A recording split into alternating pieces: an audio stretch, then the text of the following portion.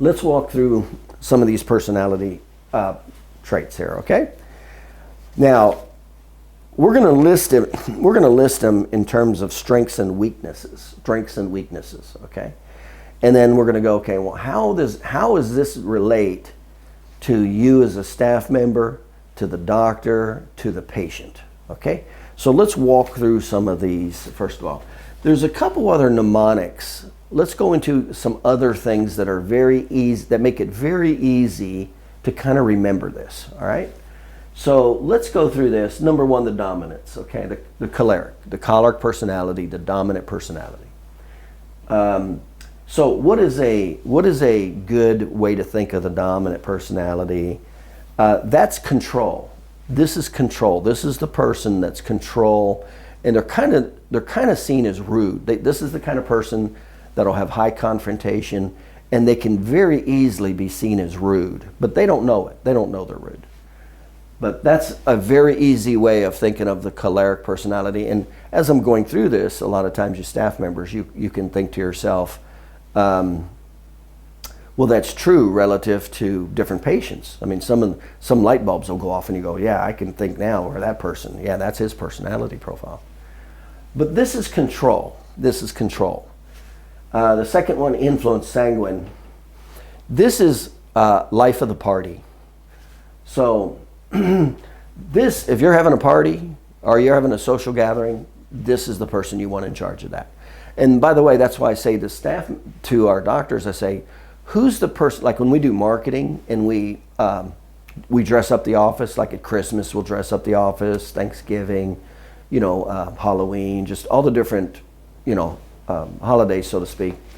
The best person to put in charge of dressing up the office is the sanguine personality. That's the person. So whoever we have in the office that is the sanguine person, that has a primary sanguine characteristic, that's who we like to hand that over to, because they like doing that kind of thing. That's what they're really good at. The next one is the steadiness, the steady person. Now that's the phlegmatic personality. The phlegmatic personality, they're just steady Eddie. They're steady Eddie. They're just agreeable. That's a good way to think of a phlegmatic personality, is they just want to get along. They don't like confrontation. They just want to get along. Okay, that's the phlegmatic personality. The conscientious or the melancholy personality, that's the detailed person. That's the person who's detailed. Now this person wants to be right. The melancholy wants to be right. They're very detailed.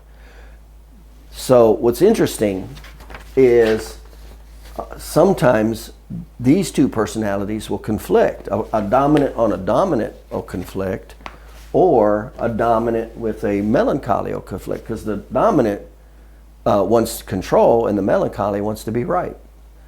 Now this is unbelievably important. Like when I'm in the room with a patient and it's another dominant personality, there's some things that I do specifically so we don't naturally butt heads. Same with the melancholy. There's some things that I'll specifically do because I see that patient's personality profile is a melancholy personality or a conscientious personality. There's very things that I'll do. So we're going to go through those right now. So first, let's go through some of the characters. But those are some very easy mnemonics. So you do have to be familiar with DISC. You have to be familiar with these words. You have to be familiar with these associated words. So essentially you have dominant or choleric, you have influence or sanguine, or you have the steadiness, phlegmatic, or you have the conscientious, melancholy. Okay? We've got the dominant, we've got the sanguine, we've got the dominant. This person likes to have fun, the sanguine. The phlegmatic is just get along, and the melancholy wants to be right. So those are very good, very simple ways of thinking, of making this simple, okay? Now let's go through, now it gets a little more complicated. Let's go through some of these major characteristics here. So if you have your sheet, you can follow along with me. If not, that's fine. But you can see there's strengths and weaknesses. There's strengths and weaknesses. So let's go through some of these strengths. Now, this sheet also breaks it up, some of the strengths in the category of emotions, in the category of work, and in the category of friends. So it'll break it up even deeper into that. So let's go into some of the examples here. So let's start with the sanguine personality. Sanguine, that's the person that wants to be popular. That's the life of the party. That's the fun person, okay? So what are some of that person's strengths?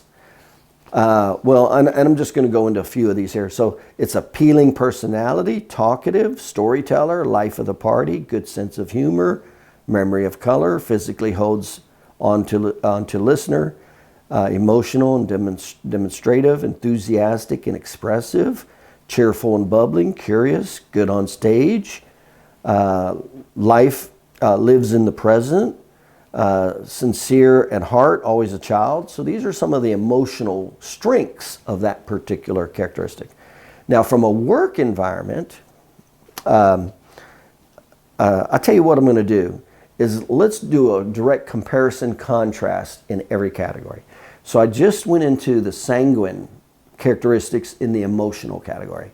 The strengths. Now let's go into the weaknesses. And I'll just tell you right up front, every time I do this with staff members or doctors, you know, they always like the strengths. Everybody likes the strengths. But the first pass, there's always denial in the weaknesses. They're like, oh no, I'm not like that, I'm not like that. Well, unfortunately we are.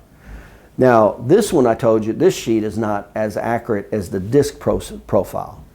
But I used to tell my doctors when I did this, I said, you really have to read it 3 times. When you take the disc profile, the first time you'll read it, you'll love the strengths, because all of us like, you know, the best of us.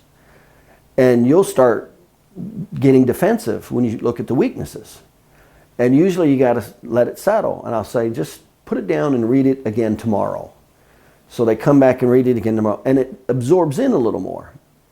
And they start going, well, maybe. And then I say, put it down and read it then tomorrow, the next day.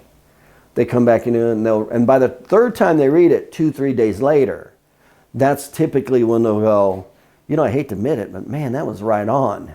See, relative to the weaknesses, because the weaknesses are the ones that make everybody defensive, not the strengths. So having said that, be ready to be defensive if your doctor's going over this with you and he evaluates your weaknesses, okay? But that's okay. We all have weaknesses. It's not one or the other. All of us do.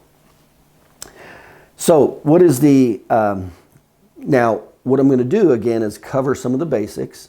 And then I'm going to go into how does it apply to the 3 categories? How does it apply to the position you're in? How does it apply relating to the doctor? How does it rely relating to the other staff members? And how does it rely relative to talking to patients? So that's 4 categories. So this personality profile is we're going to show how it relates to 4 categories at work, essentially. But also it's very good to use in your personal life. So that's the sanguine. Now the negative part of the sanguine is compulsive talker, exaggerates or elaborates, dwells on trivia, can't remember names, scares others off, too happy for some, has restless energy, egotistical, blusters and complains, naive, gets taken care of, has loud voice and laugh, controlled by circumstances, gets angry easily, seems phony to some, never grows up. Well, you could see how it'd be very easy to get defensive in any of those. But that's the emotional weakness. Now let's go into the sanguine, the work category of strength. So volunteers for jobs, thinks up new activities, looks great on the surface, creative and colorful, has energy and enthusiasm, starts in a flashy way, inspires others to work, charms others to work. Very good. Now let's go to the counter to that. So again, we're talking about the sanguine, the influencer, the eye of the disc. The influencer or the sanguine, in other words known as the life of the party. Okay? So what's the negative part about sanguine relative to work? Would rather talk, forgets obligations, doesn't follow through, confidence fades fast, undisciplined, priorities out of order, decides by feelings, easily distracted, waste time talking. Okay, so these are some of the negative characteristics of the sanguine personality relative to work. Let's go into the friend category. Makes friends easy, loves people, thrives on complaints, seems exciting, envied by others, doesn't hold grudges, apologizes quickly, prevents dull moments like spontaneous activities. So that's the friend category. That's the strength of the sanguine. Let's go into the weaknesses. Hates to be alone, needs to be the center stage, wants to be popular, looks for credit, dominates conversations, interrupts and doesn't listen, answers for others, fickle and forgetful, makes excuses, repeats stories. All right, so let's go, how does this relate? So let's take this personality and let's go into each of the characteristics and go, okay, how does it relate to each of these characteristics? Well, first of all, remember there's a preponderance. So if you have a primary sanguine, then you're going to have more of these characteristics, naturally, by the way. So let's look at from the position itself in the chiropractic office. So what do we like about sanguines and where do they fit really well in the chiropractic office? Well, they fit really well in there, and I'm going to look at it from three positions. Let's say there's the front desk person, there's the back person, that helps with therapy, and let's say there's an insurance person. That's kind of a common scenario of office positions, generally speaking. And they all have certain responsibilities. You go, okay, well, what's the primary responsibilities of the front desk? Well, it's answer the phone, schedule appointments, collect money, okay, quarterback. Okay, so it's good that if there's a sanguine component for the front desk, that's pretty good because it's very interactive. It would not be good to have somebody who's an introvert, who doesn't like talking to people, to be at the front desk, where that's all you do all day is talk to people. See, that would not be, and typically those never work out anyway because of that. So that's going to be good. The back, it would be good. You're dealing with people all the time. Okay, so that's good. The insurance department, it wouldn't be. If you're a high sanguine and you're in the insurance department, that's a position that deals with detail and doesn't deal with people. Well, sanguines are not detailed and they want to be around people. So if the doctor hires somebody and that's a high sanguine, primary. Now remember, there's different degrees, but if it's like real strong sanguine, that person will almost never work out in a highly detailed, introverted position because that's not who they are, that's not what they like, okay? And typically in cases like that, that's the person that comes out of the insurance room, all the time just to talk to different staff members. So this is how it would relate. Now, how does this relate to the, let's go into the doctor. Well, if you have a sanguine doctor, he has the ability to to talk about a lot of things, but not get things done. That's one of the negative aspects of being a sanguine. You'll talk a lot, but you won't get things done. So that's the negative part about a high sanguine doctor. Is they'll talk about a lot of things, but they're bad at follow through and getting them done. Now, how does this relate to the patient? What if the patient's sanguine? And how are we going to know if the patient's sanguine? By the way, it's kind of amazing how we look, depending on which personality profile we are, will actually appear that way. We'll dress that way. Our personal hygiene will show that way. So I'm not going to get into that right now, but a choleric personality will definitely dress as a choleric, and all of these have very strong dressing characteristics, personal hygiene characteristics, and dress characteristics. Okay, so that's a lot of times how we'll identify somebody without even talking to them. We'll go, oh, that person, just based on how they're dressed, they look like they have. I'll give you an example. The melancholy personality. Remember, that's the person who likes detail. So guess how they dress? They dressed detailed. They dressed immaculate. I mean, I'm talking all the time, not just at work. So they're very immaculate and detailed dressed, as opposed to the phlegmatic. The phlegmatic's very casual and they just want to get along. So they look more disheveled. They will not be crisp and detailed like the melancholy. The sanguine fashion is they like fashion. They're real big into staying up with fashion. So you'll see jewelry, you'll see colors, you'll see high fashion. That's a key characteristic of a sanguine, how a sanguine dress. And the dominant dress, more, again, you're going to see more powerful brands. You'll see more professional dress, suits, what we call power clothes. So even a choleric, a lot of times when they go and do something socially, they're still dressing what we call power clothes.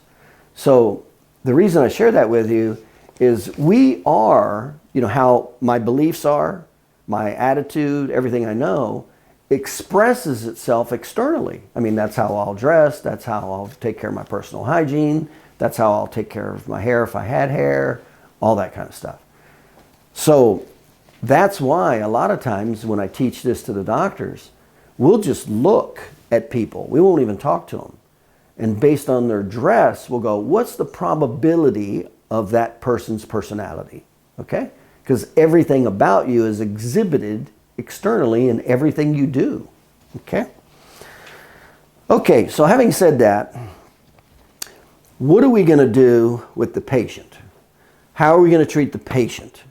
And what are some key things about the patient and the sanguine personality? Well, number one, we know they're going to talk a lot.